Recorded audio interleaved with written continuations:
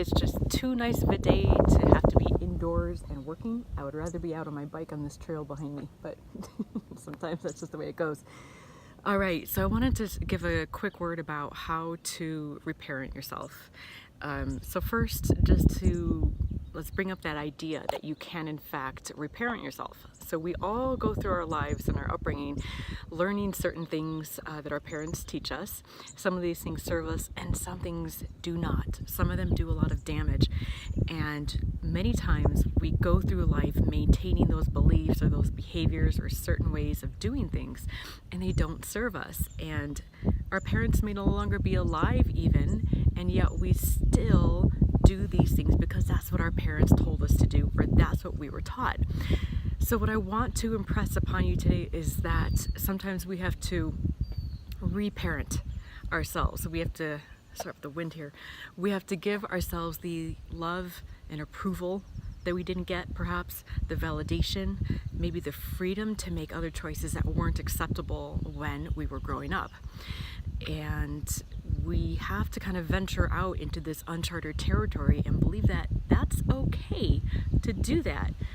That we are an adult now, we have the ability to make choice, and we are responsible for our choices. It's no longer, this is, whether it's little things or big things, big decisions in life, that this was the way it was done in my family, and this is how we do it, and that's it. You have choice. Here's a personal example.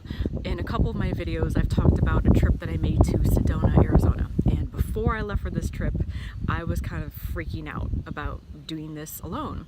And you know what? What I told myself is I got in my car, I had everything loaded up, and I said to myself, Renee, if you get 3 hours into that 5-hour drive and you hate it, you can turn around. And I just gave myself that permission to back out if I wasn't enjoying it, and then I would take whatever consequences followed from that, whatever they may be. And you know what? I ended up having a really, really good time, but I gave myself the opportunity to change my plan at a moment's notice. If the current trip wasn't serving me, I can change it and go with the flow and do something else.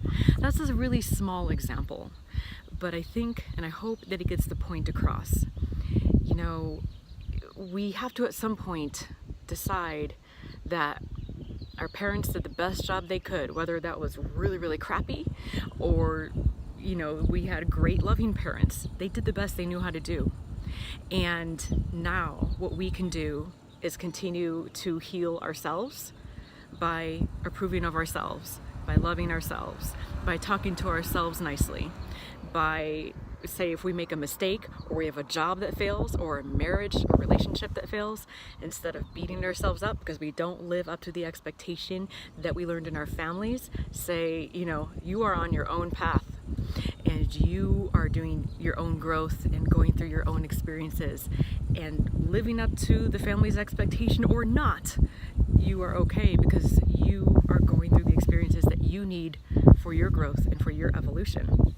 So keep that in mind, because sometimes we feel or we carry around with us this feeling of this is the way it was in my family and I'm not living up to that, and you feel all this guilt or you feel some amount of like you're not good enough. And so we got to decide to put that down and choose something different and choose what serves us. You are unique, you are living your own path, and that is what matters. So that is my message for today, and I hope that helps. And thank you so much for tuning in.